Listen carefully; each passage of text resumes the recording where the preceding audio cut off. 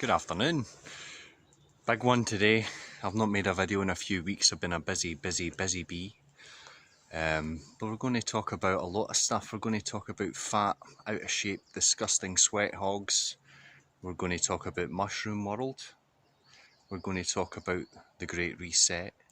We're going to talk about a lot of things. But first I'm going to have something to eat. I've been up here a few hours, just taking in the peace and listening to the wee birdies and all that good stuff. So I've got my fire on the go as usual, and I'm going to have for my lunch, what's this? Ministry of Defence food today, I'm afraid. Chicken, meatballs and pasta. It sounds alright.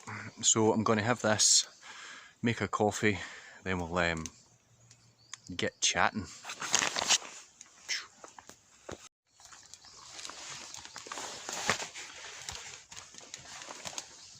Oosh.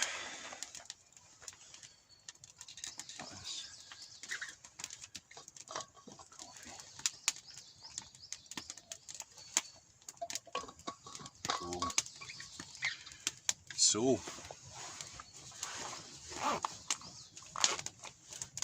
much to talk about. Like I said, I've been very busy over the past month. A lot of guys have been messaging me, social media and stuff, asking if everything's okay, and I'm guessing it's down to I wasn't making videos as frequently as I had been, but that's because circumstances had changed a wee bit. I was homeschooling the boys, I was balls deep in working on my car and doing other things, and I've been up here plenty. I did a couple of overnighters and I've been teaching my oldest boy guitar, and I've just been dispassionately observing the madness and the mushroom world and all the shite that's flying about just now. So to share some opinions, because that's all they are. As always say, I could always be wrong, and I'm open to people pointing out where I can be better informed. But first I want to talk about, which many of you guys, because most people who subscribe to me, funny enough, the other day, I think it was last week, my oldest son, he said, "Dad, that's amazing, you've got like 170 subscribers on your YouTube channel, that's like hundreds." And I was like, "Yeah, John, that's pretty cool, eh?" So, but anyway, thanks again to all the guys who have messaged me. All is well, all is always well. I'm not the kind of guy that lets things get on top of me. That's not what I do. But the first thing I want to speak about is, which a lot of you who subscribe to me, I doubt it's very much for the bushcraft and the camp and stuff. It's more for observations and my opinions and views on what's going on today. And no doubt a lot of you will have seen on social media mostly about the Great Reset. The Great Reset is a term being bandied about just now, and it's came off the back of Klaus Schwab, a guy who's I'm sure he's Austrian or something. He's definitely a European man, but anyway, he's an organiser of economic and financial powerhouses who get together generally every year. I think this year they did it via Zoom. But anyway, the World Economic Forum, like there's plenty of things. There's Bilderberg groups and all this stuff, but that's for another day. But the World Economic Forum, this is like world leaders and powerful, influential men and women who get together and they talk about the direction of the world. And Klaus Schwab, he recently wrote a book called The Great Reset. Now the conspiracy theorists and now you get conspiracy theorists. I'm a conspiracy theorist, but then you get the conspiracy theorists. Now the conspiracy theorists, if you go onto any like social media group about lockdowns and coronavirus and fucking aliens and all sorts of things, you'll get people saying they're planning a great reset, they're planning a great reset. We need to stop these people. And what I say is, we do need a great reset. We certainly do. Now, why I say that is, and why the conspiracy theorists are making such a big deal, getting very emotional about the notion of a great reset and things not being as they were before last year when we first had our lockdowns. They think it's going to turn into a mass concentration camp where you have almost an Orwellian state where there is thought police and this, that and the other. The censorship is a mild version of that, but again, that's for another day. But why I believe we need a great reset is the NH, and in the UK and Scotland, the NHS, the National Health Service, has failed. If you look back at newspapers and media over the past decade, every year the NHS is struggling, they don't have enough beds, every year for a decade. So excuse the smoke, but I need my fire. Fire is that's my TV screen up here. But anyway, the NHS has been struggling. They're always crying about they don't have enough resources and they don't have enough money and it's such a difficult job, and save lives, save the NHS, and the nurses are all stressed out. On the nurses, if you can't tolerate and handle a bit of stress, or you can see people dying of natural causes and flus and pneumonias, you're in the wrong job. That job should be for somebody with a bit more character than you. But anyway, I believe the NHS should be scrapped. It should be privatised, in my view. Now, what leads me to that view is competition in any sort of industry or marketplace lowers prices. So at the moment, you or I could take out a private health insurance policy. Many people through their employer or whatever get a BUPA health service plan for themselves and their families. Now, if the NHS was saying, let's say there's a 10-year timeline to absolutely do away with this useless, not fit for purpose NHS, other companies like Bupa and all these other healthcare companies and new ones to emerge, they would drive the prices of these policies down. Excuse me. And what they could also do is, these nurses, the ones that are worth their salt, the ones that are good at their jobs, the doctors that are good at their jobs, the surgeons, the academics and whatnot, and the managers. Let's say, for example, Bupa said to them, well, at the NHS you're getting paid 12 quid an hour to be a nurse. If you come to Bupa, we're going to give, because you've been 10 years as a nurse and you're great at your job and you get great prospects, we'll give you 20 quid an hour. Then you know the quality of service is going to be good there. Then if the competition is fighting for them as well, wages would go up, the standard of service would go up, and it would be a good thing. So resetting the NHS would be a good thing. Now, I would have a skeleton system in place for the likes of people who can't work, people under 18, OAPs. There would be a free taxpayer funded service for these people because they don't have the facility to work and earn a living and pay for this private healthcare insurance, which I think is great. Now, if you don't think private healthcare insurance is a great idea, listen to this. If I said to you I was driving about with no car insurance, fuck car insurance, you would be thinking, how dare you? You could crash into my nice shiny finance whip and it would cost me a lot of money to repair, or my insurance premium would go up if you crashed into me. Now, I have always had car insurance because I'm again, if I crash into someone, I'll take responsibility and there's a means to pay for any damage, harm or loss caused by me. That's over a piece of plastic and metal, which at the end of the day, your car is, my car is, regardless of the value of the car, it's just a lump of plastic and metal. Surely your body and your health and any potential surgeries or treatments that you may need in your life far exceed the value of a lump of plastic and metal. And if you can afford to insure a lump of plastic and metal and you're working, surely you should be able to afford, or it should be more important, that you have a provision in place for your own health and well-being. Now, next subject, education. Education needs reset.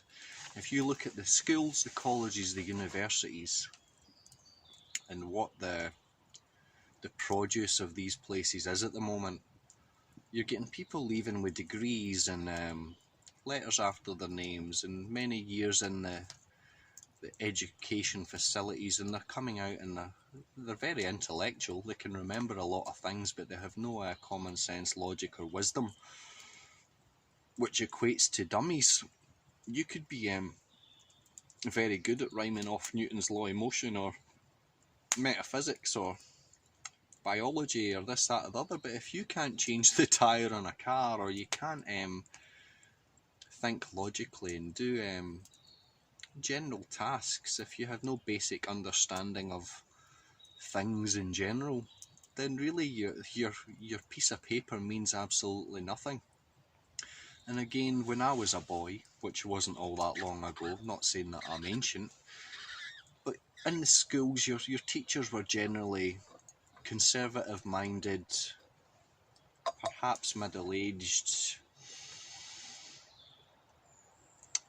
again dispassionate people who would produce like-minded people that were dispassionate about things, which is a good thing, but they came out properly educated, which has been slowly declining over the past while.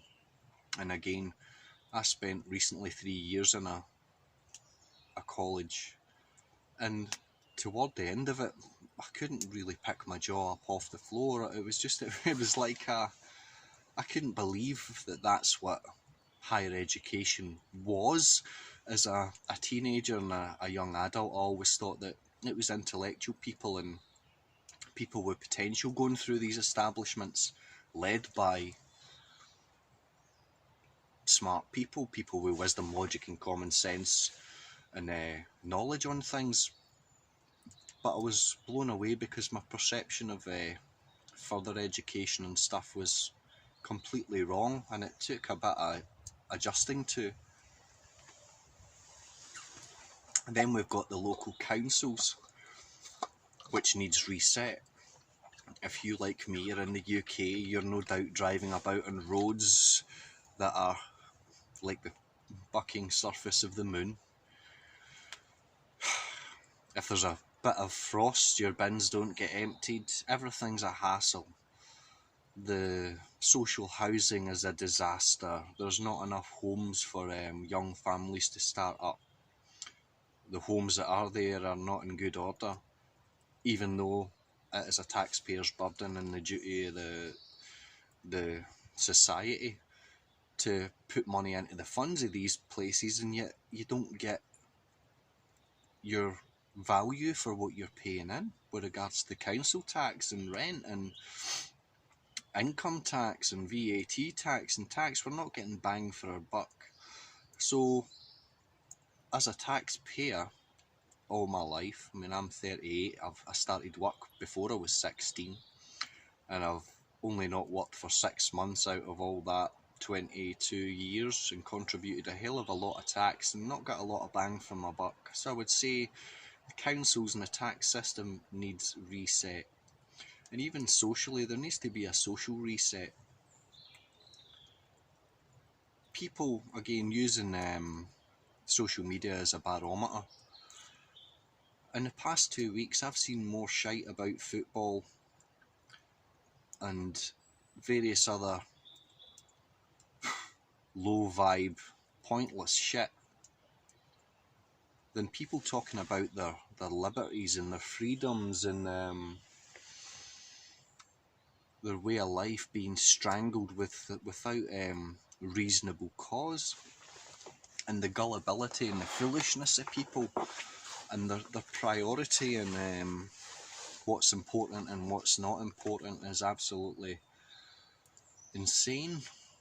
So yes, back to Mr. Schwab and his economic forum Great Reset. I believe there does need to be a reset, but it needs to be done democratically and with the knowledge of the people, not done behind closed doors by Bilderberg groups and economic forums and these people. It needs to be done as a whole. People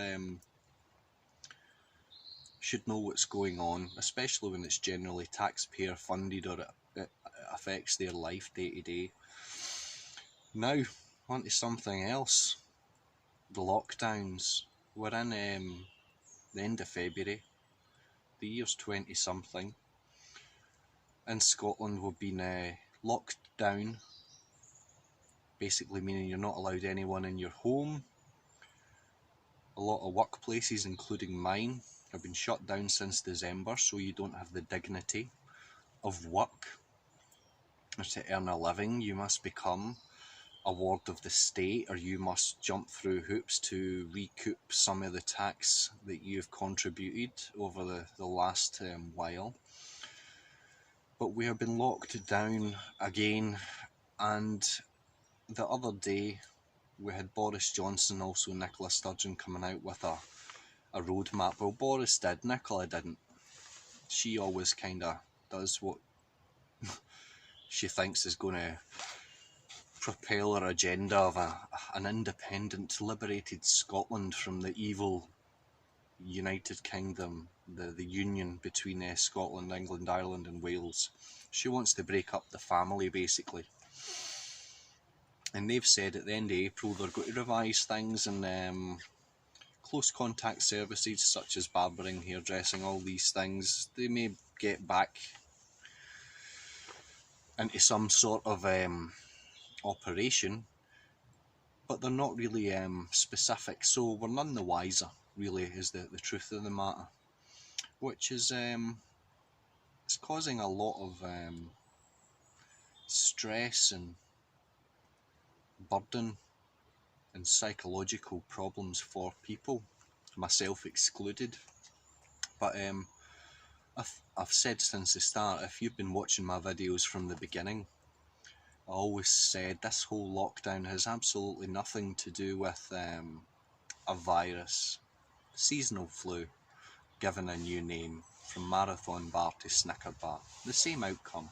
And even Boris Johnson the other day, I shared a video on my Facebook, he said as much. He says something along the lines, to paraphrase, he said, unfortunately there will be hospitalisations, infections, and sadly more deaths, as there is every year with the flu.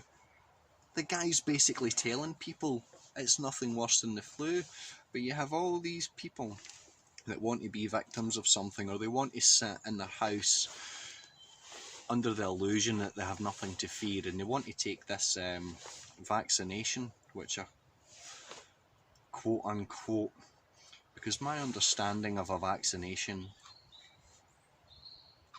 which is, again, it's you could talk for hours about it, but if there's no viral load in a vaccination, then is it really a vaccination? And the government claim this vaccination, this mRNA vaccination, has no coronavirus in it that's going to give you symptoms, although people that have taken the vaccination, or what's a lot of people calling it, a medical procedure, they're having the symptoms. That's what happens when you introduce shite to your body. And you get all the people that are saying, well, if it means I can go to the pub, or if I can go on holiday, I'll take it. And I say these people are fucking reprobate idiots. If you don't, who's going to take something that you don't know what's in it, you don't know the potential medical outcome of it, so long as you can go and get pissed to forget what a shit life you have, or you can go on holiday to escape the life that you have just now, I'd be more concerned about fixing the life that you have just now, and the holidays and getting back to a pub to drown your sorrows and numb out the misery that is your life. That would come way down the agenda for someone who is a logical thinker. But these people are they're the easily manipulated masses, and an example of that, here's a good example, I heard this the other day. People are easy to manipulate. Most of us will have seen an advertisement for something. Let's say it's a new car. You could save thousands, save 10 grand in the new Volvo X 2 million whatever. But in order to save that the thousands of pounds, you're going to need to spend 40 grand. You're having to spend 40 grand and you think you're making a saving. You're taking on a burden of debt. You're taking on a burden of debt. You're spending your savings, or you're spending massive amounts of cash, and you think you are saving money. That's called marketing. And again, like your new coronavirus and all these new strains that, to my knowledge, again, have never ever been isolated anywhere besides using computer models. The coronavirus marketing campaign is exceptional. Everywhere you go, you can't even go onto YouTube without getting an advert about how dangerous it is. And it's marketing for the pharmaceutical companies, which again has been questioned by people in politics, media and the general public for many, many years. I seen something, it was last year, the Channel 4 was on about how the pharmaceutical company is scaremongering in order to blink and basically make money and sell their product. And then again, you've got Mr. Bill Gates. If you look into him, if you really look into him, the guy's a bit of a rascal, in the sense that, I mean, when he was doing his Microsoft shite and creating viruses that he could fix, he then turned to pharmaceuticals, and he said he profits far more from pharmaceuticals than he ever did in IT. So he's got a track record of selling problems and coming up with solutions. He's everywhere in the world and funding your World Health Organization, Gavi, Imperial College London, pretty much every university in the UK, pretty much every university that's got any sort of clout when it comes to these things. Him or organisations attached to him are putting money into these people. Now, if someone's putting money into you and saying, I want to sell something and I want you to come up with some statistics that say my product is the thing, are you going to, hand on your heart, say, you know what, no, that's not right? You're going to do whatever you're told, because money is king. We live in such a material world where it's not so much about content of character anymore. It's about the car you drive or the image you present on social media and your public appearance, not so much about character or the quality of your thinking or integrity and morality and these things. So that's my COVID rant. I can see it lasting for a long time, and it can get worse.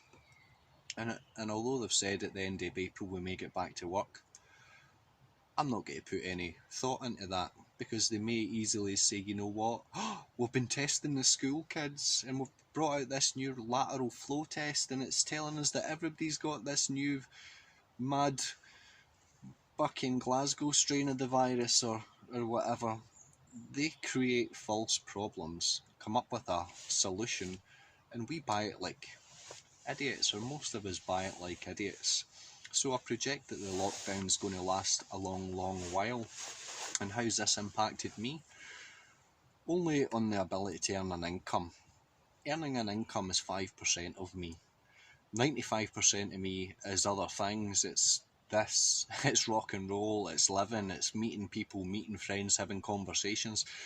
I was saying to a guy the other day, in this last year, I've never had as many people come to see me and speak to me. than I have before this lockdown, which I find quite interesting. And for the past few months, since December when they shut us down, I've been hugging and handshaking and high-fiving and cuddling my way through these last few months with a smile on my face, enjoying the conversations that I've had.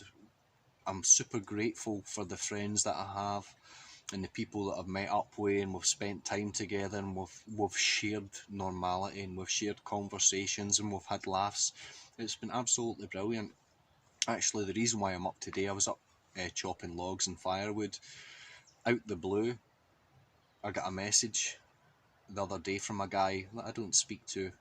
He lives in the village that I live in, but we're not what you would say friends.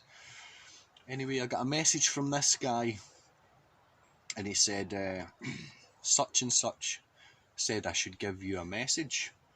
And I was thinking, oh no, here's another guy wanting haircuts. So I wasn't wanting to say to him, well, I'm not cutting hair, leave me alone, da da da. So I said, what's up, what can I do for you? And to my surprise, it was nothing to do with a haircut, so I was relieved I didn't have to knock the guy back. But he said, for the past couple of years I've been really bad with depression and stressing about certain things, and it's getting pretty bad just now, and I'm guessing it's to do with the lockdowns and not being able to socialise normally and have the freedom to do as you please.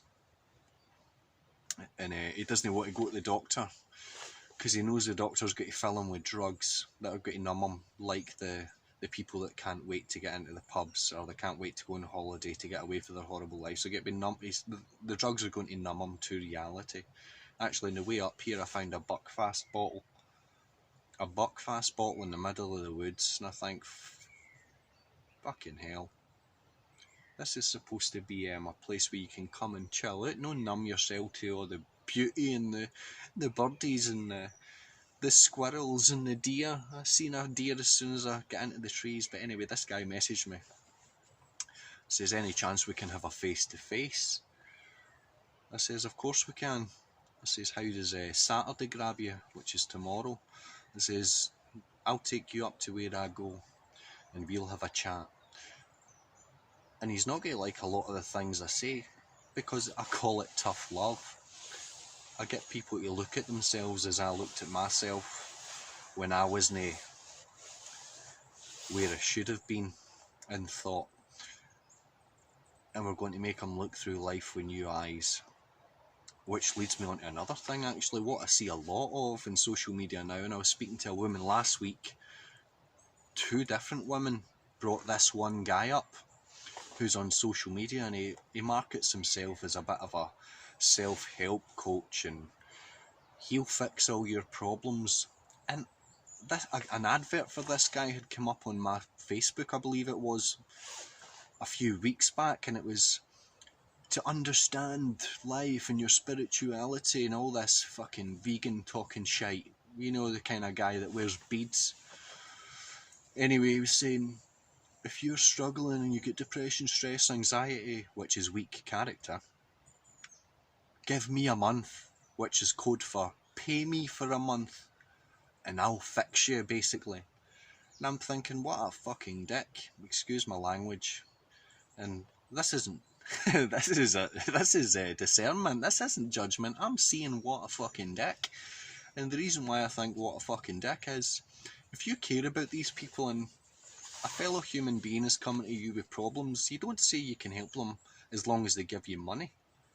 You do it out of love for fellow man. The guy I'm seeing up here tomorrow, I never said to him, well, we're going to be a few hours, man, and I could be doing other things. I could be working on my car, or it's my son's birthday on Sunday and I could be preparing for that, but I'm going to spend my time with you, so it's 20 quid an hour, cash up front, thanks very much. Then I would have been a fucking dick. But because if I can make this guy and his perception of life a wee bit better, his world becomes a wee bit better. Then my world becomes a wee bit better. Then my kids' world's a wee bit better. And my missus' world's a wee bit better. And your world's a wee bit better, because there's one less depressed, suicidal guy kicking about. So it's your duty to your fellow man not to make money off these people. And I was talking to a girl last week, and we were talking about, I've known her all her life, and we got talking, and again it was face to face, and I've got a good way with people of getting them to speak about personal things, because I'll talk about myself personally, so then it's like, it's easier for them. We're on a common ground, and she started opening up about anxiety and stress about leaving the house, and we had a great conversation. And when I got home, we seen this girl, and I admired her dad a great deal. He was a big influence on me when I was a boy, very masculine man. But anyway, once I got home, she had texted me and said, I've never thought about some of the things we spoke about. You've absolutely changed the way I see my life. And she was one of the girls that said she had actually paid this fucking arsehole to help her with some of her issues in the past, and it obviously didn't work.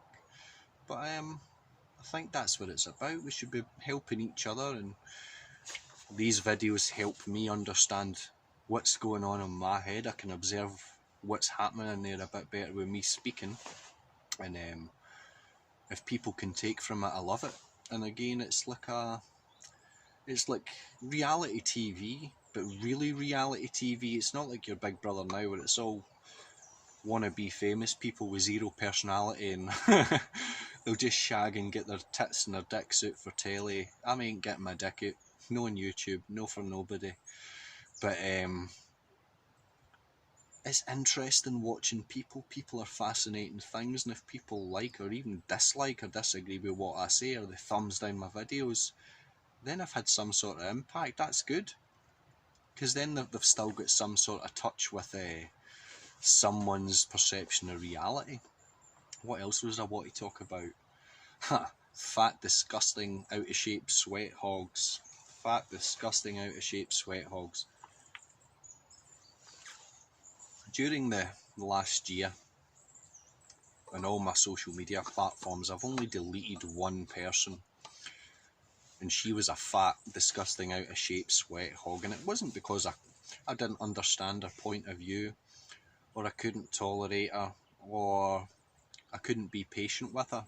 Sometimes you just need to cut people out, and some people will never get it. They're too engrossed in hatred and want to prove you wrong, and they want to see good people fall on their face, and misery enjoys company and be in the same shit position as them. In fact, I was watching a guy yesterday, Billy something, a new guy I've started following on social media, and he's like a comedian slash conspiracy theorist slash poet slash musician slash all round interesting guy. And he was talking about getting a lot of hate on social media, and I said to him, like I've said in previous videos, darkness hates the light because it shines on the wicked. And good people, or people who have good working through them, they're going to be hated by bad bastards. I'm hated by most people, but these people that dislike me, it's because they've never spoke to me, so they don't understand me. They don't understand why I am. And when you don't understand things, and you're not tolerant, and you're not patient, you become resentful, which is of hate. You become angry, which is of hate, and you become impatient and intolerant, which is are all of hate. So I can get it, and it doesn't bother me. It's no skin off my back, not in the slightest wee bit. Sometimes I actually get quite a laugh out of some of the hate and contempt I get from my views. The other day there on a social media thing, it was to do with barbering. I said I would love to have an all gents barber, all guys only, da-da-da. I get called every sort of sexist, misogynist, chauvinist and all this stuff. And I said, no, you just know what to see my point. You're intolerant, not being able to control guys. It was a woman, needless to say, a middle-aged, fucking fat out of shape sweat hog. And the admin of the page actually messaged me telling me to calm down. And I said, listen, man, I never threw any insults until this reject started to get smart with me. So again, if you want to dabble with me and a lot of my platforms, there's a warning. It says, if man smite thy cheek, smash him in the other. So if you're going to give me shit, you're going to regret it. And it's out of pure love, because it's to teach you. Don't fuck with people that are beyond your pay grade or beyond your intellect, your logic or your wisdom, because it's never going to end well and you're only going to get put down and made to feel worse. But the fat out of shape sweat hogs, these are the people that are hiding in their houses in fear, telling us all to take our vaccinations. These are the fat out of shape disgusting sweat hogs that believe health and well-being comes in a vaccination and comes in a jag, when really it comes from the gym that's shut just now. It comes from being out and exercising, which again people want a pat in the back. Oh, took the boys and the kids out a walk today. Well done you. You used your body. Ow, ow, ow. We should be in the gyms, we should be in the swimming pools, we should be in the martial arts centres and the boxing clubs and all these things. And when things permit and we can get into gyms without the cops turning up and stuff, I'm going to be hitting that gym like a madman. Because when you work your body, when you're splitting logs and you're lifting trees and you're working out and lifting weights and you realise what your body can do, you're so grateful that you have such a machine that was a gift to you. And we should all be using it more and appreciating it and feeding it with good food. No waiting to stick jabs into us so we can get to a pub, take poison to put more poison in. People's thinking's absolutely nuts. But that's the fat sweat hogs. We're listening too much to the fat sweat hogs. And again, leaders, these people aren't the leaders. What's Nicola Sturgeon led us into? Nothing. I don't look at her as a leader, or Boris. I don't hate either of the two of them. I'm more tolerant of Boris because his personality just screams madman, eccentric, a bit loopy. But Nicola Sturgeon, hers is all very dark and things, and the only people that tend to support Nicola Sturgeon are angry, scorned women, women who hate men, men who have women's mindsets, or males who have women's mindsets, because technically they're a woman in a male body. But that's that. So I've ranted on a bit today. I wanted to touch on a lot of things. I've probably missed half the stuff out. Coherent rambling or incoherent rambling. But I just wanted to make a video because a bunch of guys, and I appreciate every one of you, when you message me and ask how I'm doing, that means a lot to me, and it should mean a lot to me that your fellow man is... John's not made a video in a wee while, I wonder if everything's okay. I can assure you there's nobody more okay than me. I'm not just okay, I'm doing amazing.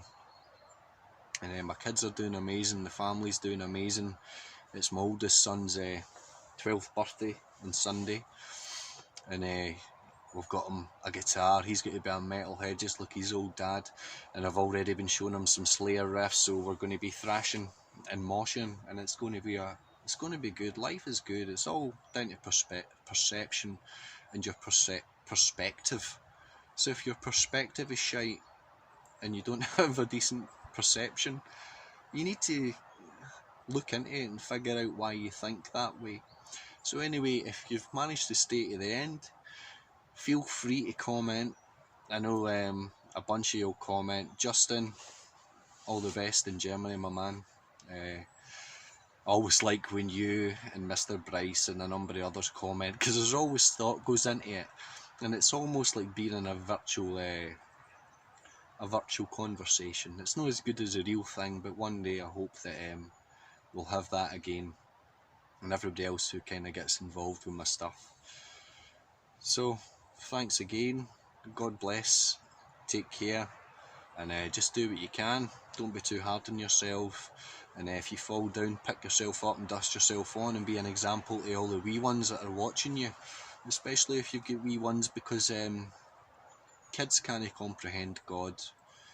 You're their God. If you're a weak, pathetic version of a man or a woman, then your kids are going to grow up to be weak, pathetic people. So even if best, in their eyes, be as strong as you can be. So anyway, God bless. Thanks again. I'll see you very soon.